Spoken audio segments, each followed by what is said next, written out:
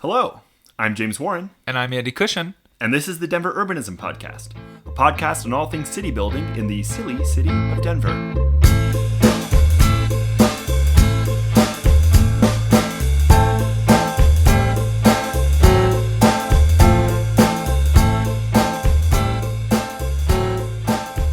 Well, Andy, happy holidays. Happy New Year. Happy whatever you celebrate when it comes to the close of the year and you look at evergreen trees with moist eyes. I celebrate all the extra days off I get. That's true. That's honestly something worth celebrating. Realizing that you saved up too many days off and you only get to bring so many from one calendar year to the next. Well, we are sitting here with a couple mimosas, ready to just have a laid-back chat about our silly hopes, our New Year's resolutions for the city of Denver. Well, I wouldn't go that far. I'd say our I don't know, this is our like good and bad episode. We're going to just spit out some really stupid ideas and also like the things that we feel in the secret corners of our hearts. Whether or not that has anything to do with how Denver changes in 2025, I'd be very surprised to see. Dear listener, I can assure you that everything that we talk about in this episode will come to pass in 2025, calendar year for sure. And shall we start with the city of Denver's borders itself? Yes, so, this is a very important, very pressing, we're all talking about it at all times. Top of mind for most urbanists. Exactly, is Denver's borders, are they stuck there forever? And the answer in our imaginations is no. And so we've just kind of both come up with some places that if we could expand or contract our borders, where would we draw the new line? You go first, James. All right, so this was something that was top of mind during the 2023 elections when we got to decide about what we did with the Park Hill golf course. And there was much debate, most people listening will remember, about what we do with this defunct golf course. Do we turn it into housing and open space, or do we leave it as an empty golf course? And we made the wise decision to just leave it as fallow earth. And part of the reason, and you would hear this a lot, is that Denver has a low amount of open space. And I found a 2019 Denver Post article that said, Denver ranks nearly last among major U.S. cities, including New York, in park space as a percentage of total area. It also ranks nearly last in park acres per resident. And so that's pretty terrible. I have a solution for that. We annex the Rocky Mountain Arsenal.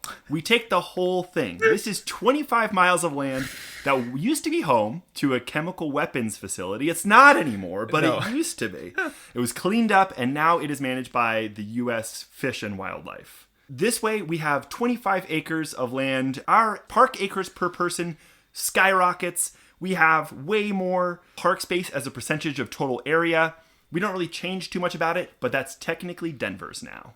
Now, I can't believe what a good take that is, actually, because it is just obvious when you look at the map right now. We have that we shoot up and to the right, our little shoulder, which is Montbello, and then we keep going out to the right, and then we only start going up, what is now Pena Boulevard, because it's the Arsenal in the way, right? And so I'm doing this little gesture with my arm as if I'm carrying something on my shoulder. Well, that thing that we're carrying is the beautiful Rocky Mountain Arsenal. It's also kind of fitting, too, because, Denver's Queen City of the Plains. Oh, yeah. We're not the mountains, but we have these mountain parks, right? We actually do own and operate, land out in the mountains. So why don't we just do, the same thing here in the city, on the plains?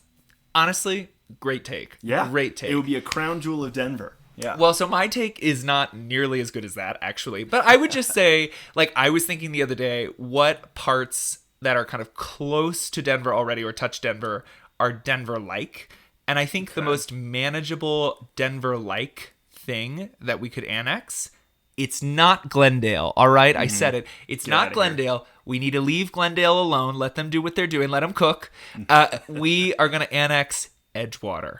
Yes. Edgewater was going to be on my list as well. Edgewater is the right take. And here's why, all right? A, it's pretty small. It's not that big of an increase in our total sort of size, management of land, but it already has a lot of little parks. They're already doing sort of progressive things when it comes to their streets and urbanism. Also, there's a King Soopers there, so it doesn't hurt our this kind of idea of grocery stores per capita or something like that. Sure. People are very sensitive about how many grocery stores actually exist in the city itself, and it's just sort of natural. Right now, when you are at Sloan's Lake Park, as you go around the other edge, you sort of have this beautiful view of downtown, which is, I think, protected by a view plane. You look on Sheridan Boulevard looking east. But like, whose view are we protecting? We're protecting kind of like our neighbors. Well, let's just bring them in. Bring them into the party, all right? Yeah. Also, considerably more dense than sort of some of the other suburban jurisdictions around us. A pretty good density footprint. You know, I had looked up the number the other day, but it's a good number. I'll take the tax base too. You know, I think Edgewater is a great example. Like you, have been admiring their street decisions over the past few years. The only reason I wouldn't annex is because I'm kind of like, I don't want to get in your way. Like, you're doing a lot of really cool streetscape decisions, and while you've got that momentum, I don't want to come in and change that, but hell, yeah. There's things we need to coordinate, right? You know, like 17th Avenue, like south of Sloan's Lake, has that great bikeway, and it just like doesn't continue across Sheridan. There we go. Problem solved. There it is. Now we own Edgewater, and we can do that too. Yeah. Anyways, I think a very fair trade. Absolutely. And I will say, on another West Side pick, we're going to give an honorable mention to Lakeside Amusement Park. We'll take Lakeside, you know, annex that. Maybe we come in, we establish some law and order to fix all of their insane governance problems out there. Plus, we get a little amusement park out of the deal. I think, as a fair swap, get rid of Inspiration Point. All right, you know, it's a strange little like point, you know, off to the west, you know, that crosses Sheridan Boulevard. So there you go, land swap. Jefferson County gets a little bit back of, you know, houses and stuff like that. Plus, we already built a nice park there for them. How good of us! And then in exchange, we get Lakeside. All right, Seems so fine. Now let's move on to de-annexing land that we're going to get rid of in Denver. And if you live on one of these parcels of land, we love you. This isn't actually going to happen, but just thought it'd be fun to counterbalance it with like, maybe what could we cut out of Denver? And mine, let me know if this is a little too much of a cheat, but some context. You know that Colorado famously looks like a rectangle, but it's not. It has 697 sides. This makes it a hexahecta kontaki heptagon. Say that again for me. Slower. I have no... A hexahepta... Hexahecta kontaki heptagon. So apparently this is the actual title. I looked it up and tried to find out how to pronounce it for a shape with 697 sides. And I've always thought this is tragic. Colorado should be a rectangle. And I've always thought, let's come into an agreement with our surrounding states. You get a little bit of land here. We get a little bit of land there. We just draw the border a little bit differently.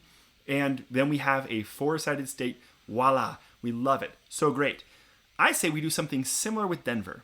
Denver's border's pretty good. You look on the west, that's a pretty sharp line. Look on the north, mostly a pretty sharp line. Southeast and southwest, what the hell is happening? We have these strange jagged edges. We have these enclaves. We have these peninsulas. It's a nightmare. So I say a land swap between us and the surrounding counties and cities to give Denver just a nice shape on the bottom left and bottom right specifically. Now, this does mean that we get some cool stuff, like we get a reservoir in the southwest. I think that will be pretty cool. But it also means that we're going to have to annex the Cherry Creek Country Club in the southeast. I would never want to annex a country club, but I'm going to do this because it's for the greater good. I'll also say one thing I found in the research for this is that there's a golf course that half of it is in Aurora and half of it is in Denver. It's called Common Ground Golf Course. We're annexing the whole thing. I'm sorry, but like, I don't want you golfing in Aurora on the front nine and in Denver on the back nine. So unacceptable. Part of it, I am making a huge sacrifice. We're annexing 2 golf courses as part of this. That hurts my soul. But again, it's for the greater good of us having a nicer shaped city. Now, I also have a spicy take on this one.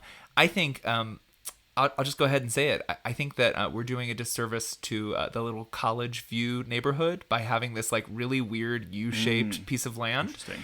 Nothing against the fine folks who live in that neighborhood. I bike down South Decatur Street down there sometimes. You know, it's a nice neighborhood. Well, it's a neighborhood, right? It's a neighborhood like any other part of Denver. But I just think like of all of the little jags and weird choices on the map, that's the part I don't like. I don't like that it goes up in that U shape. It's just strange because like right across the street are just more houses in the same neighborhood, but they're just not. So all of our de-annexing decisions are based on weird shapes, which is I think probably the number logical one thing that city planners should pay attention to. If you're a part of community planning and development, please be taking notes right now. Shapes are very, very important. I asked some friends about this last night. Oh, yeah? I got some spicy takes by some friends What about was the spiciest one? The spiciest one was de-annex downtown. What? That was the To true. whom? That was the true spiciest one. Just like a new Glendale, but this new Glendale is just actually downtown, and so just have it be its own like little city state, in the middle of otherwise the rest of Denver. I don't know. I think that there's something to that in some ways. Like we already managed downtown differently. It seemed dumb, and it is dumb, but I just wanted to repeat it The here. city of downtown. Other ones were to de-annex Denver Tech Center. Okay. That's another kind That's of fine. weird I don't like weird it sort too of much. angle at the end. And then another one, I'm sorry to say, but again, coming back for Berkeley, de-annex the entirety of Berkeley. People were saying. People Many are saying this. Yeah. Now, let's turn our attention from the shape of the city to the shape of our transportation network. Mm-hmm. So we are talking about a new transportation line that we would love to see in Denver. Now, I will say, the rules are it can't be like a fast tracks plan. This can't be like an existing plan that the city technically has in some way. And it also can't be something that's only sort of nominally Denver. For instance, you can't say high-speed rail to Grand Forks, North Dakota, because one, obviously both of us would go for that. 100%. And then two, that's like only sort of Denver that's like really serving the United States in a way. And it would serve it so well. So we're not going to be able to say high-speed rail to Grand Forks, and you can't say the B line. So tell me, what would be your new transportation line? Okay, so my sick and twisted fantasy here is like automated metro, elevated metro from 38th and Blake all the way down to Louisiana Pearl going down Downing Street. Whoa. There it is. Okay. There it is. Okay, and so paint for me a mental picture of what the actual... is it a direct straight It's line? basically a straight line. Yeah, Wow. It just goes right down Downing Street until it sort of jogs to hit Louisiana Pearl, Okay. which is the light rail stop as well. I've always used Downing Street like as a transit corridor. The 12 was a bus I used to take all the time. And there are a lot of opportunities along Downing Street. And I just think, we're talking about doing Colorado Boulevard and putting BRT there. It's great, wonderful, amazing. We got to pick something then in between, Broadway and Colorado that's going to be that big north-south kind of capacity corridor. And I think Downing is a strange take, but it's my take. I like it. I think that's actually better than mine. So mine is a connection starting at the L line. So probably either 20th and Welton or 25th and Welton. We're both obsessed with that spot then. Okay, yeah. We love a little L line action. And I want the rail to go east. And I want it to go to City Park. I think a dedicated line between downtown and City Park would be great. You can access the zoo, you can access the park, you can access the golf course if you want. A lot of golf on this episode. The BRT on Colfax is going to make that connection a little bit better, but I've often thought that the East is like a little bit tragically underserved when it comes to our rail network, and this would be a way to fix that, and it would highlight the L line. I love the L line. I think it's got so much potential, especially if it finishes, and so more attention on the L line is never a bad thing. I asked the question online. I asked my readers online, what people would want to see as their dream sort of line on the map. A couple good suggestions. We had light metro elevated from Stock Show, N line to 38th and Blake, and then down Brighton to Broadway, then subway under Broadway to at least I-25. Okay. That was from All right, Dan Have.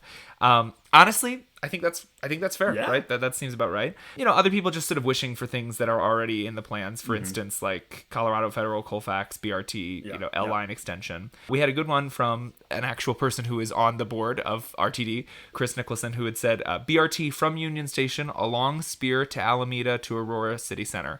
Oh. That's like kind of in the sort of long-term Yeah. works, like having, some sort of BRT or, at one point they even talked about potentially light rail down sort of Spear and through Cherry Creek and then down along Leetsdale and some of that as well. So seems about right to me.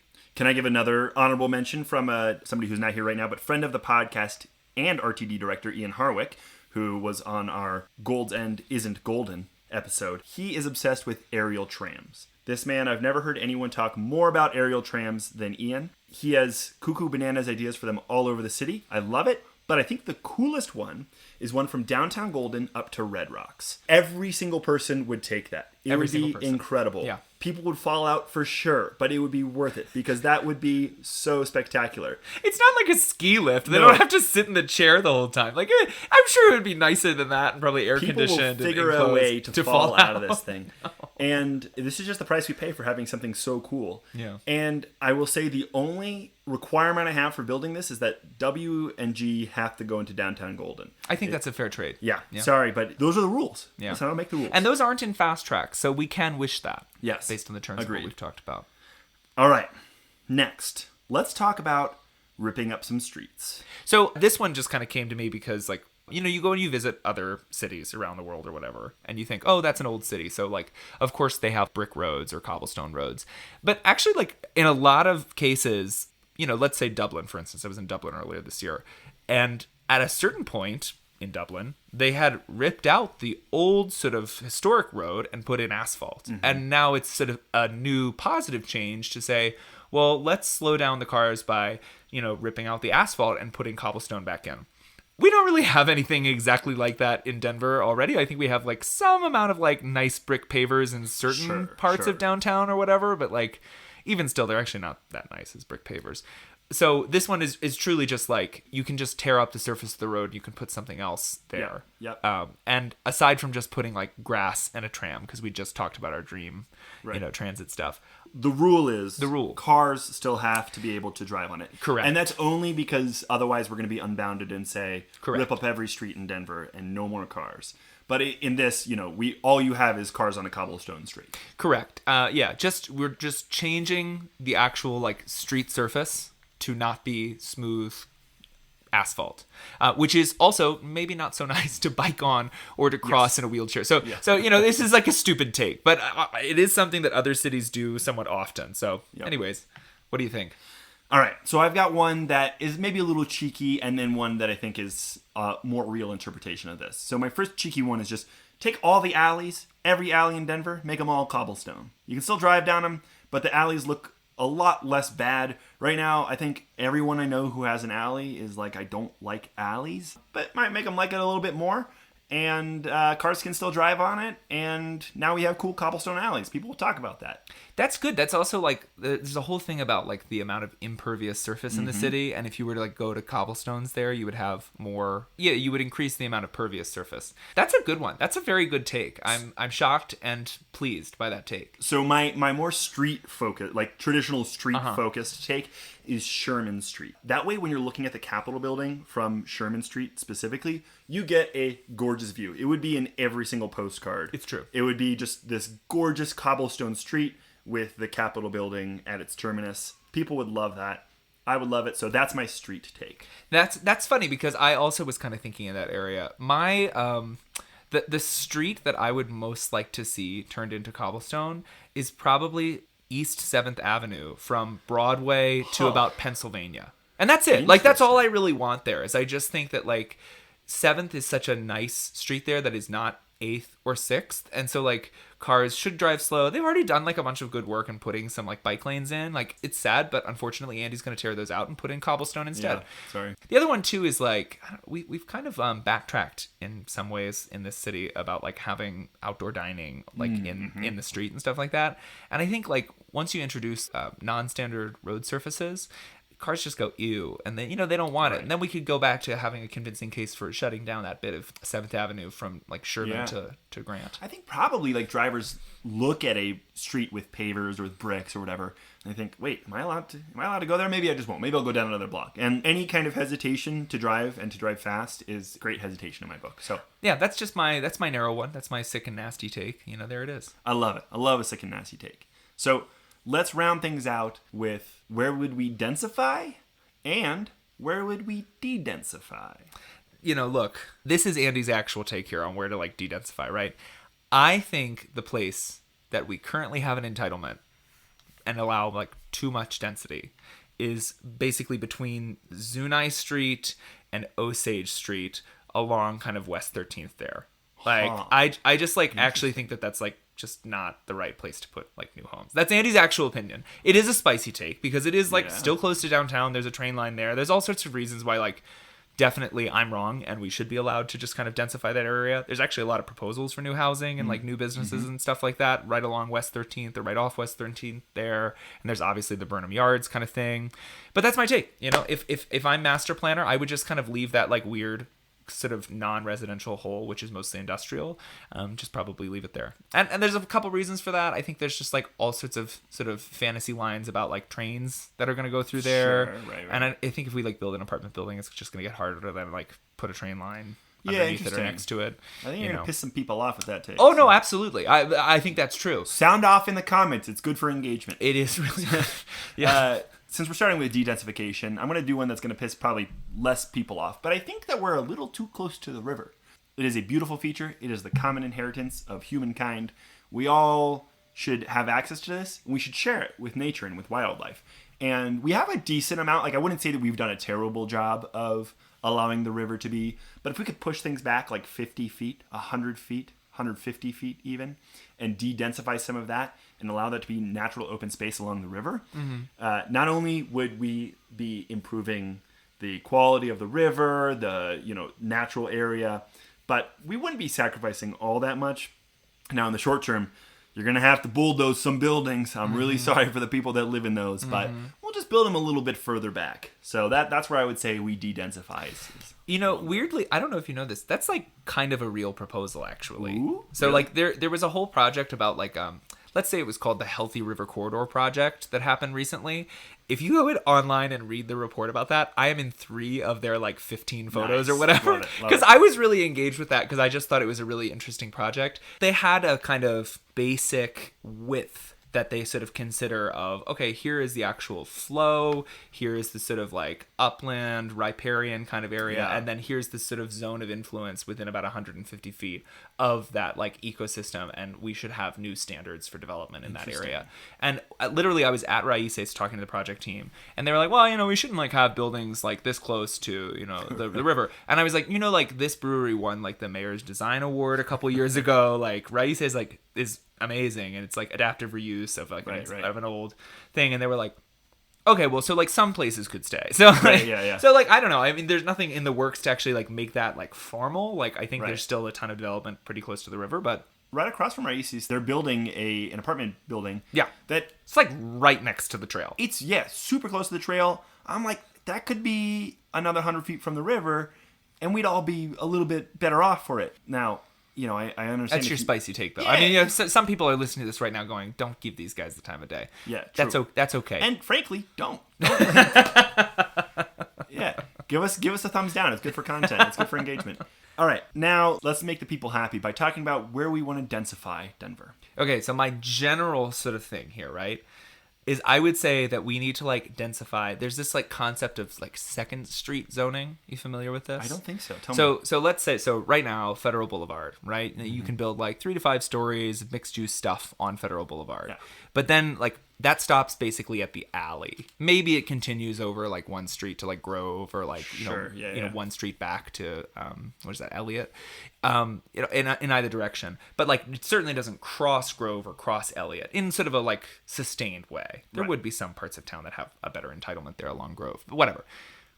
This idea truly is like, you kind of then, rather than trying to encourage every square inch of space along a given sort of busy corridor to redevelop, you actually then sort of target like the one street over, so that people can then, the character businesses and sort of the like uses that are already there and are being used like on the main corridor, like Federal, just keep them, and then have redevelopment happen on Elliott Street or Grove Street. And so people don't necessarily live right next to like the super busy, like loud and smelly street, but you can still have new growth, just one street over. So looking at a cross section, we have like more of a normal distribution of density and building types, where it's like, it's hyper dense along this like main corridor. And then as you trickle out, it gets a little bit less dense, a little bit less that's mixed. the status quo. Yeah. I think probably if you looked historically, that's probably how most cities would have developed anyway, is that the main street no, but it's not the main street. That's the thing. What I'm saying is you kind of leave Federal alone, and it's all of the streets right next to Federal that then have redevelopment and sort of new commercial opportunity and stuff like that. So it's leave, like Broadway. There's a lot of new apartments and stuff like that being built on Broadway right now. That's fine. I'm like not actually trying to take the Mickey or anything. Sure, yeah. But I am Acoma, and like Broadway's funny because like Lincoln's right there too. But whatever, you could put homes on those streets, just right off Broadway, and then kind of leave the like fun crepe shops and like I see. like weird Yeah. hard metal bars in South Denver and like Antiques Row, kind of like leave that. So this and then isn't, just like- upzone like the stuff right next to it. This on isn't Lincoln looking Street. like a corridor and saying we're going to upzone the corridor, and part of that we're going to upzone these surrounding areas. It's like, well, leave the corridor. Let's like actually just not pay too much attention to the corridor. Let's pay attention to the surrounding stuff. That's a cool idea. I like that a lot. Yeah, there's a cool illustration of it. There's Alfred Twu is his name. He's like a California, Okay. I think Oakland area, like urbanist, and so he has a nice illustration of like how the concept works. But that would be my take for upzoning. Would be not the corridor themselves, but like the second street just off the corridor gets upzoned. I like it. All right, here's my take, and this is a take that's going to be near and dear to us because as everybody who's ever met us knows, and all the listeners know, we used to live right next to Sloan's Lake. Mm-hmm. You know, we Right next lived to Sloan's right Lake. next to Sloan's Lake, which meant generally anywhere in the west side. So, but mine actually is Sloan's Lake specific, which is that south of Sloan's was a old hospital, was redeveloped into all kinds of units, mixed use. It's great. I go there sometimes to get a beer or to get some food, go see the park. It's great. But north of Sloan's, and practically everything north of 17th, is just mansions for millionaires. They're getting bigger, they're getting fancier, and that sucks. It's terrible. So I say, sorry, we can do with a few less mansions in Denver. We're going to take all of that and zone it like we have on the south side of the lake so that everybody has access to this natural amenity. I can picture that. So like some of the longer streets that would border Sloan's, like Byron Place, Yep. you know, which leads into our newly conquered Edgewater. Right, and yeah. so Byron Place, like you would get a bunch of apartment buildings there Uh-huh. on that kind of hill going up to like 26th. And then you would get apartments like along like Stewart as well. Like when you're kind of coming up that like funny northern part of Sloan's Lake where there's like the playground kind of tucked up to the north close Yeah. to 26, like that area as well. That's a good take. Clearly, I a think ton that's a of good people take. want to live there. Like, this is like a very, very like, otherwise people wouldn't be paying millions of dollars to live in a home there. To demolish People- the house that they bought and build a new home. Yeah. Right. We're worth a couple more $1 million.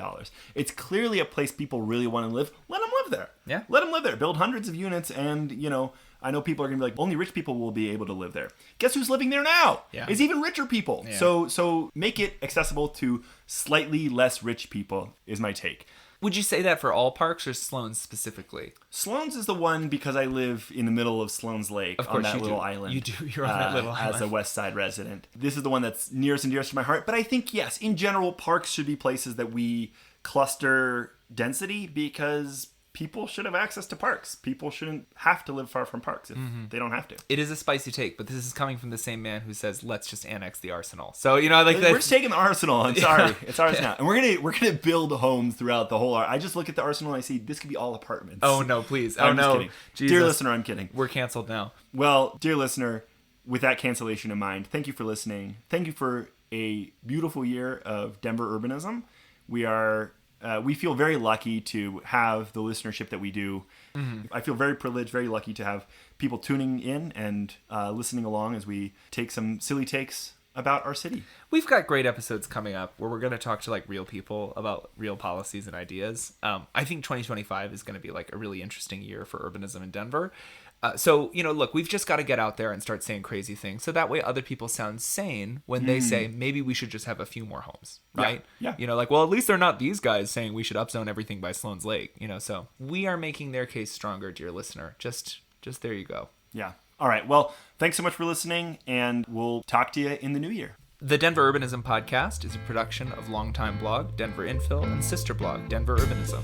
You can check out more information and get involved in the conversation at denverurbanism.com.